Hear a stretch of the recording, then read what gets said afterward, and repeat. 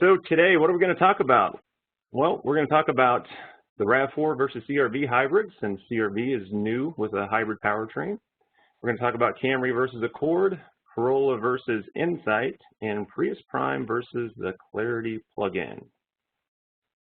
All right, so the incentives for the hybrids this month, you can see on the screen. So we've got a lot of not only 0% on most vehicles, but we also have a lot of customer cash out there and some good leases. So regardless of what your customer is looking for, I think we've got a pretty good incentive package for you this month. And those run through August 3rd. So hybrid technology, when you take a look at Toyota versus Honda, while we both came out with hybrids about the same time, we launched a little bit before Honda in Japan. Honda launched a car just before us here in the US. But when you look at the number of models just in the US, it's going to be 8 this year. So we've got 2 new hybrids coming out over the next few months, and that's going to be the new Venza and the new Sienna. So we'll have 8 total hybrids in the lineup versus Honda has 4 currently. But global hybrid sales, you can see the experience and the volume that we do globally. It's 15 million for Toyota and about 4 million for Honda. J.D. Power dependability study. So this is something we always look at. And when you look at where Toyota is, we're always there, non-luxury in the top 1 or 2 typically. And you can see Honda, they've been kind of inching down this chart for the last few years. They were about industry average, and now you can see they're down just above Ram and Mitsubishi. So their quality has had some hits here in the last few years. So it's always good to see us remain at the top with that consistent reliability and quality that Toyota is known for. So let's jump into RAV versus CR-V. So RAV, obviously a big vehicle for us, and especially the hybrids becoming more and more important. We've got 4 grades of RAV. You can see LE through Limited, and those range in price from about $28,350 to $36,880. And when you look at the CR-V, they also have 4 models: LX, EX, EXL, and Touring, and roughly the same price point at $27,850 up to about $36,550. So let's take a look at the powertrain.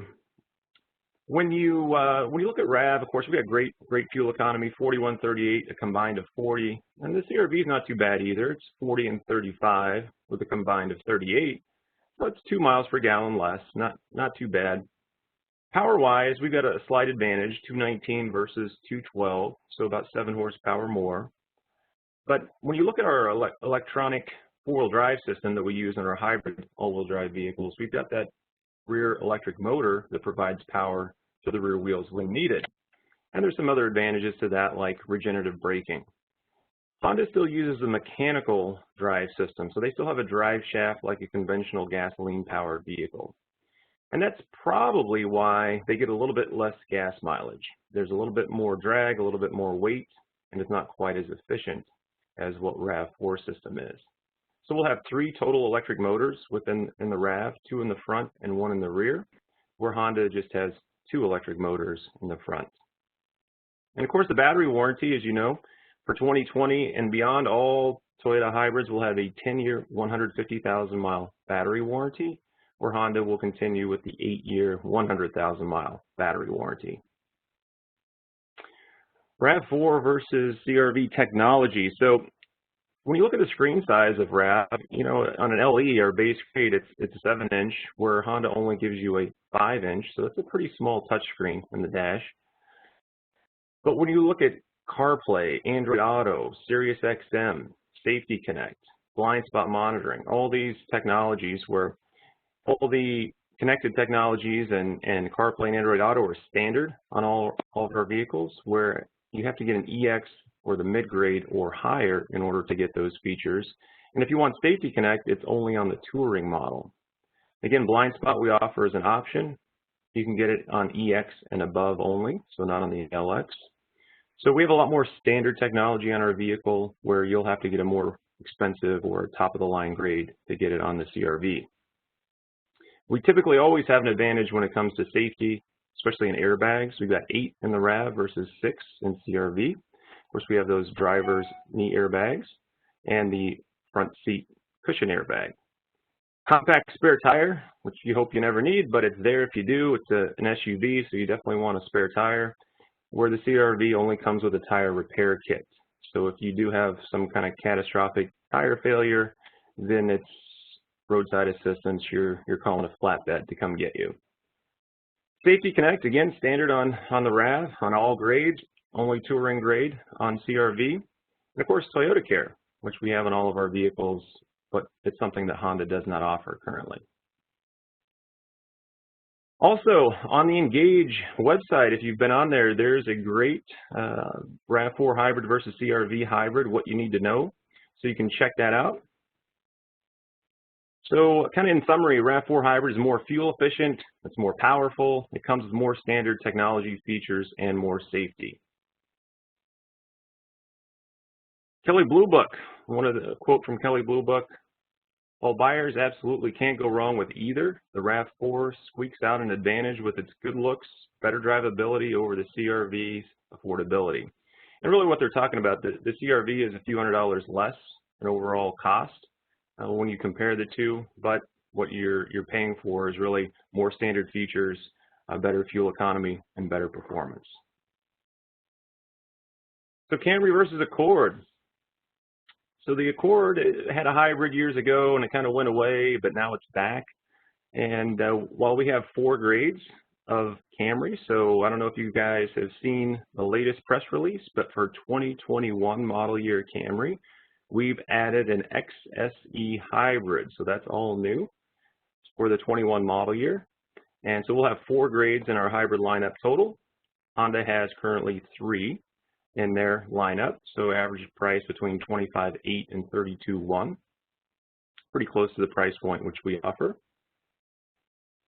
Fuel economy wise, we do have an advantage. So 51, 53 with a combined rating of 52 on Camry. The Accord's still pretty good at 48, 47 with a combined of 48. So 4 miles per gallon less. Driving range, Camry is about 686 miles on a tank of gas versus 614 in the Accord. So about 72 more miles you can go between fill-ups. We use the 2.4 or 2.5 liter hybrid powertrain. It's 208 horsepower. Honda does have a slight edge with 212 horsepower, so an extra 4 horsepower. But again, that battery warranty, 10,150 on the Toyotas and only 8,100 on the Honda. Technology-wise, kind of the same story with RAV. We've got standard Apple CarPlay, standard Sirius XM, standard Wi-Fi Connect. When you look at the Accord, again, it's EX and up if you want CarPlay, Android Auto, or Sirius XM. If you want their Wi-Fi Connect, it's on the touring model only. And Blind Spot also on EX and up, where we can offer it to you in the convenience package. Airbags, 10 airbags on Camry, only 8 on the Accord, which 8 is actually a lot for Honda. They usually only have 6. But again, standard Safety Connect, standard Vehicle Locator, and Toyota Care. If you want Safety Connect or the connected services, again, it's a touring model, the top of the line model only for Honda. And of course, no Toyota Care or the equivalent offered yet from Honda. All right, so Camry versus Accord. The Camry Hybrid is more fuel efficient, has standard CarPlay, Android Auto, Safety Connect, 2 more airbags, and Toyota Care. So a lot of advantages there for the Camry. Now what I'd like to do is go ahead and switch over to Brian, and he's going to go ahead and finish up with the last 2 vehicles. So go ahead and take it away, Brian. All righty. Thanks, Jeremy. So let's continue with Corolla Hybrid versus Insight. So Corolla Hybrid is obviously pretty new for us, and we were excited to get it.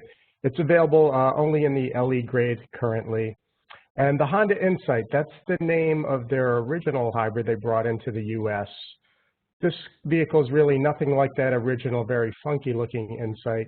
This one is essentially a slightly nicer Civic Hybrid. So they did have Civic Hybrid for a while, it went away. Now it's basically come back and they rebadged it as an Insight. So trying to work off the old name there. But it's essentially a Civic with a different powertrain, a hybrid powertrain, and a slightly nicer interior. They do offer the Insight in 3 different grades, LX, EX, and Touring. And the top Touring model can get up to almost $29,000. So let's see how these two stack up. Of course, hybrid-wise, you want to talk about fuel economy, and when you look at the EPA combined ratings, they are actually the same, 52 miles per gallon, even for the Insight hybrid. Driving the Corolla hybrid and having experience with it, it's the Prius powertrain, so you can get Prius gas mileage with the Corolla hybrid, which means if you drive it correctly, you can get spectacular gas mileage up into the 60s. So that second line there, which shows 56 mpg, that's car and driver's highway test, basically a 75-mile-an-hour test. And you can see that the Prius does great on the highway, beating its EPA rating by 4 mpg, the 56, whereas the Honda actually doesn't quite even get its EPA rating on the real driving test. It gets 47. So that's a full 9 mpg better on the Corolla versus the Insight. Again, keep in mind, they have the same EPA rating, but when you actually drive these vehicles, they get different gas mileage, and that's generally the case. The Hondas tend to use the smaller motors, the turbo motors in some of the vehicles, and they really don't get the EPA rated mileage when you drive them for, in real world driving. So just keep that in mind. You can see they do have quite a horsepower advantage, and that's how Honda will try to sell the Insight over the Corolla. But if you've driven the Corolla, it's fantastic. It takes off, it goes. That torque from the electric motors gives it very good off-the-line acceleration, and it's very smooth. One of the comments you hear in the reviews is that the Honda system is very noisy. The engine makes a lot of noise. It's not a smooth transition between gas and electric, or the combination of, where Toyota has refined this system over the years, and it's almost seamless, the integration of the gas engine and the electric motor system. And of course, just to reiterate the battery warranty, we have the best one in the industry, 10150. You definitely want to bring that up with your customers when comparing it to any competitor. And the same story on technology that we've seen with the other two models. Standard Apple CarPlay, Android Auto, Sirius XM, Amazon Alexa. Honda offers those features, but only when you go up in grade. So that means a significant price jump to get things like CarPlay. So I think most customers, regardless of what vehicle they buy, will want CarPlay or Android Auto to integrate their phone with the vehicle. And then screen size, another area which Honda gives you that really dinky 5-inch screen that's probably smaller than your phone screen on the base model. Airbags, 10. You may be surprised, but for 21 model year, Corolla gets 10 airbags across the Corolla lineup. So we now have 4 more airbags than the Honda, which only has 6. And then a couple comfort convenience things. Auto windows on the Corolla, all 4 auto up down. Honda just gives you 2. Safety Connect, Wi-Fi Connect. Again, they're great connected services that help keep you safe of mind, help keep you entertained. Standard on every Corolla. You have to go all the way up to that very expensive $28,000 Insight to get Safety Connect or Wi-Fi Connect. And another little detail, rear seat back. Split folding on the Toyota. It's a one-piece on the Honda. So to sum up, even though the EPA ratings are identical at 52, the Corolla Hybrid does give you better real-world efficiency.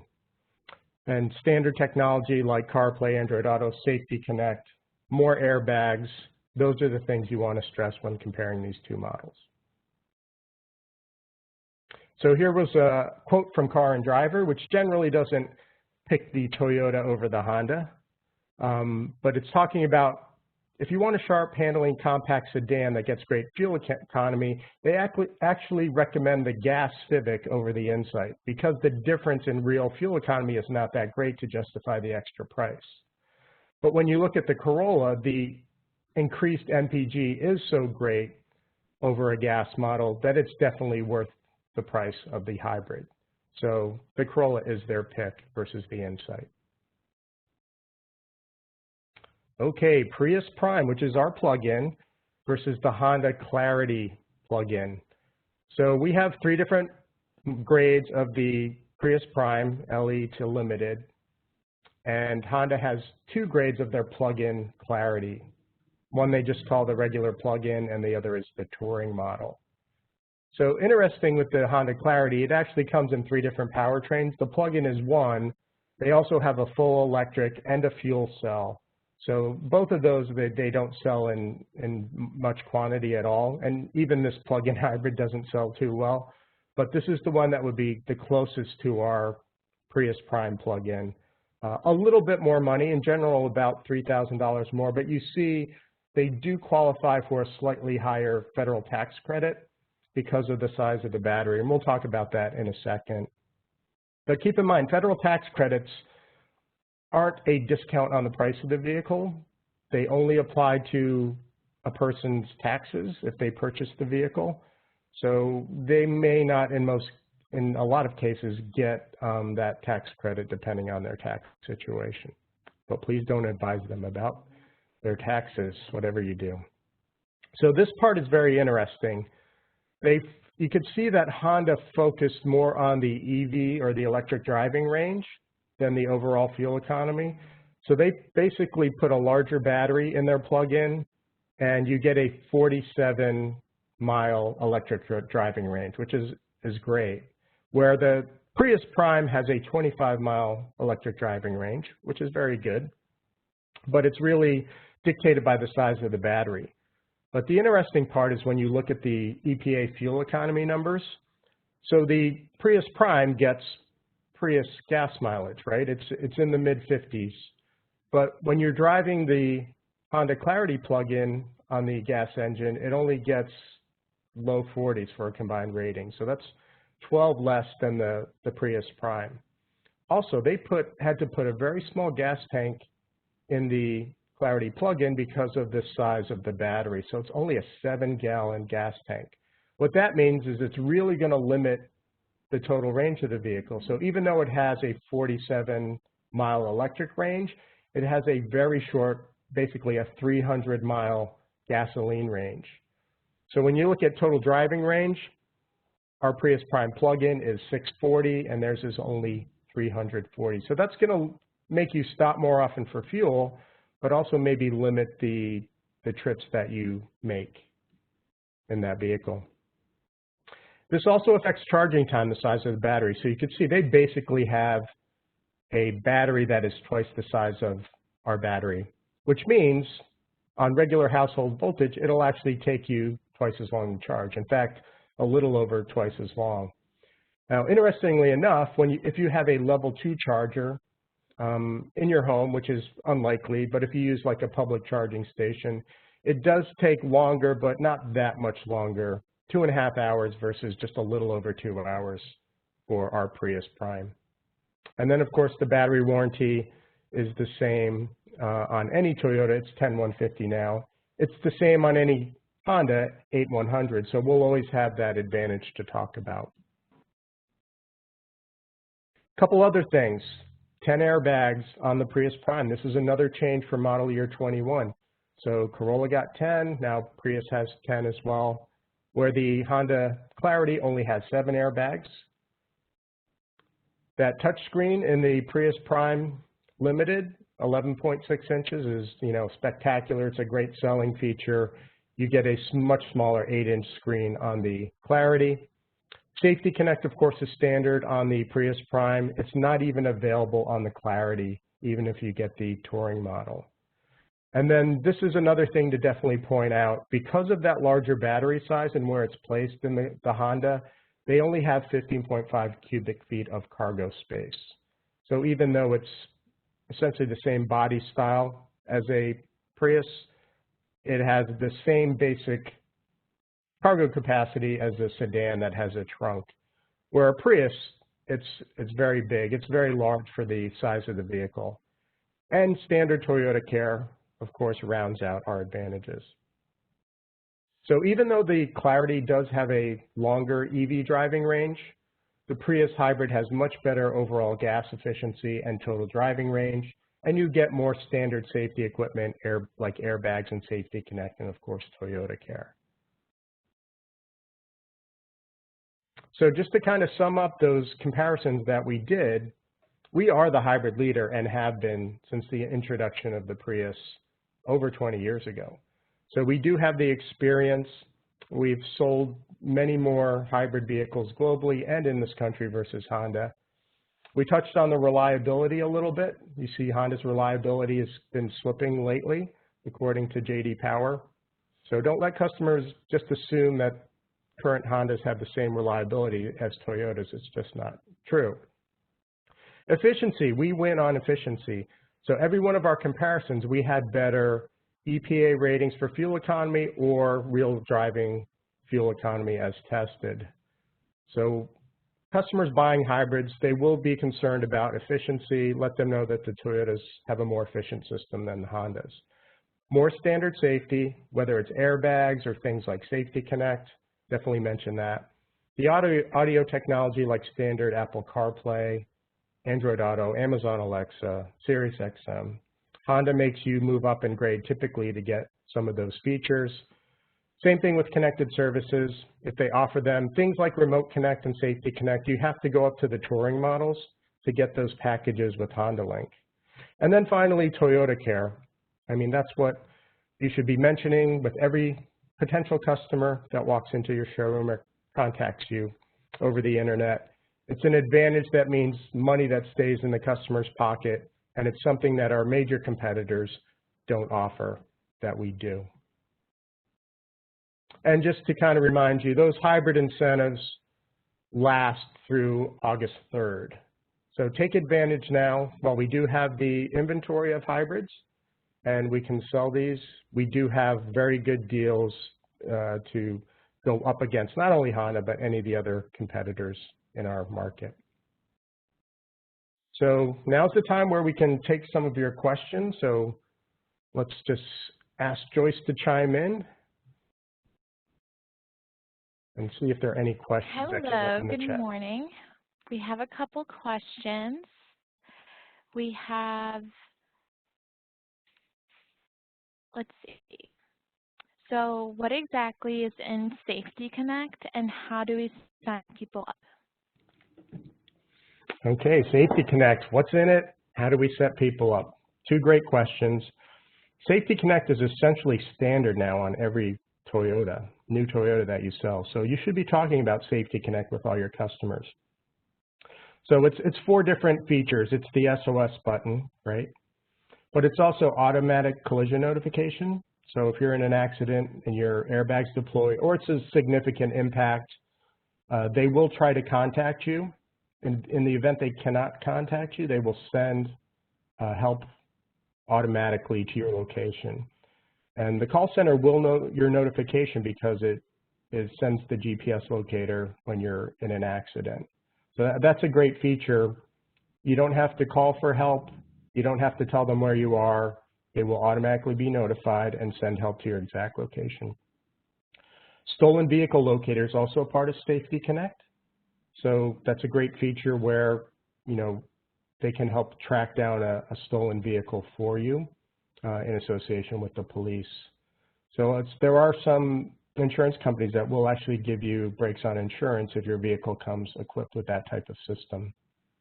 And then roadside assistance is also part of the package. So with all of these connected services, make sure you know what's on the vehicles that you're showing or selling, and that you know how to explain the features because they're great selling points. Your customers may not be aware that vehicles have these types of things, and the fact that they're standard on pretty much every Toyota makes it a great competitive selling point.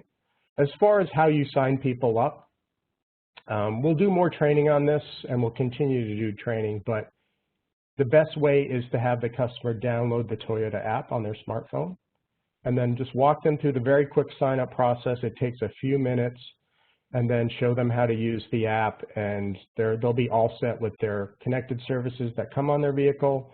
They can manage their subscriptions. They can use the features like a remote start over through the smartphone. So it's a huge push for us as far as training goes, and it should be top of mind for you because it's a great competitive selling point. Thank you. And just to reiterate, yes, it does recognize your location. We have a question about, can you explain MPGE? Okay, sure. This has been confusing for a lot of people. So MPGE basically means miles per gallon equivalent when you're driving a vehicle in electric mode. So for example, a Prius Prime, you can drive it in EV mode up to 25 miles. So when you're driving in electric mode, this is a rating that the EPA has come up with based on the size of the battery and how far you can drive. I know a lot of people kind of get confused thinking it has something to do with miles per gallon, your MPG, when you're driving the vehicle just in general. It has nothing to do with the gas mileage you'll get when driving in hybrid mode, for example. So it's almost not a very important number for you or a consumer because it typically doesn't mean much to people. It's just a way that the EPA has to classify and compare different electric vehicles or plug-in hybrids when they're driving in EV mode. So don't tell your customer that it's going to get, 100 and some MPGE, thinking that they'll get, all this great gas mileage. You can, depending on how often you charge the vehicle based on how far you drive gas versus electric. Yeah, you could get 200 miles per gallon overall, but the MPGE rating has nothing to do with actual gas mileage. Thank you. One of the last ones, for how long does Prime HV mode preserve hybrid battery charge? So when you're using the HV mode in a Prius Prime and basically bypassing the electric mode, it'll essentially save that charge, I'm going to say indefinitely, but it'll save it for a very long time. Now you do want to use the EV driving mode and use that charge that you put in the vehicle because it is saving you fuel. So the question is, when would you use that EV range instead of using the hybrid mode? Typically when you're doing slower speed or around town driving, the EV is great because it takes the load off the gas engine, which is a little less efficient at lower speeds. When you're on the highway, you don't want to use the EV mode because the gas engine is very efficient at highway speeds. So if you don't touch any of the buttons, it'll just use the EV range that you charge the vehicle with until that's done, and then it'll switch over to hybrid mode. But if you want to control and save some of the EV range for when you're driving slower speeds or around town and not on the highway, that will make the overall efficiency even better on the vehicle. It does require a little more attention to do that, however. Got it. How does the Wi-Fi work and how do I set it up? Okay, so the Wi-Fi is actually pretty simple. All you have to do is go into the settings menu on the touchscreen and you can turn the Wi-Fi on. You connect your smartphone to it and it should launch a browser or a page in your browser on your phone. It will take you to, depending on the carrier, because this year we're kind of split with some vehicles, either the Verizon website, if it's a Verizon-equipped vehicle, or the AT&T website, if it's an AT&T equipped vehicle. And it will just be a simple form. You have to fill out some of your information, name, address, phone number, that sort of thing, to start the 2 gigabyte 3-month trial period. And then once that trial period is up, you'll get notified. You'll get an email saying it's expired or you've used all the data allotted, and then ask you if you want to sign up, either add it to your existing plan if you do use that particular carrier for your cell phone, or if you wanted to open an account. Thank you, and that's about it. Thank you everybody for asking your questions. Hope to see you next Tuesday at Trivia and with our Prius. Yep, so our next class will be Tuesday, Prius versus the competitors, and we will be doing the trivia competition immediately following that. So please follow us on Instagram, but also on Facebook. And if you want to review any of these classes that we've done, we post those later today. We'll post this class on our YouTube channel. So thanks for joining today. Have a great selling weekend and hope you're excited about selling some Toyota hybrids versus Honda hybrids.